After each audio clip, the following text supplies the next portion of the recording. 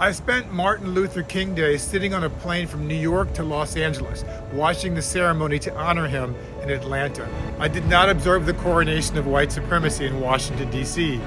Not on any day.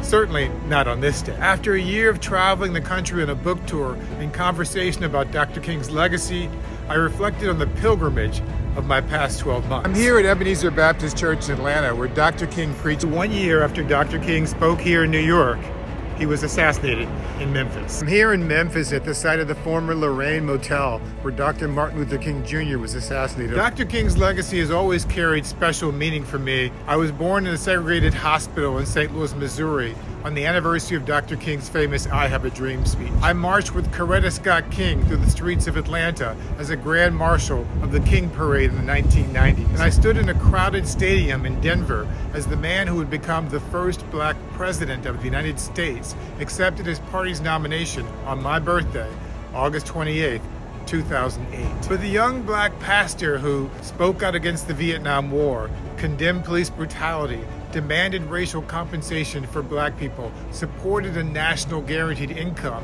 and died fighting to build a poor people's campaign, would not celebrate what America has become.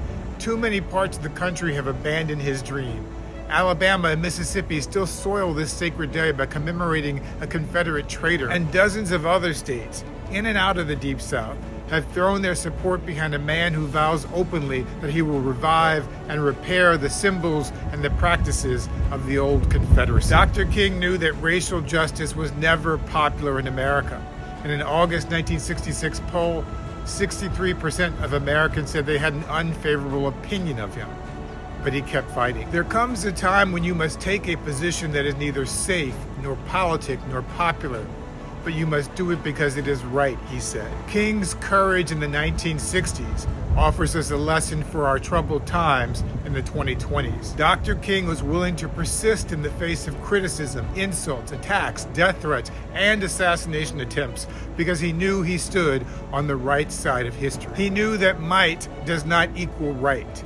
We should never forget that everything Adolf Hitler did in Germany was legal, Dr. King wrote in his famous letter from a Birmingham jail. That is why he called on us to be a thermostat, to change the world, not a thermometer to record the world's existing biases. The people who murdered Emmett Till, arrested Rosa Parks, yelled at Elizabeth Eckford, bombed black girls in Birmingham, and assassinated Medgar Evers thought they would rule forever. But Dr. King had been to the mountaintop, and he had seen the promised land. He believed in the biblical teachings of Amos, that a day would come when justice rose down like waters and righteousness like a mighty stream. He may not get there with us, he warned, but we as a people would get to the promised land. Even today, his prophetic words remind us not to be discouraged by the hubris of our adversaries in this moment of challenge. As Dr. King said, the arc of the moral universe is long, but it bends toward justice.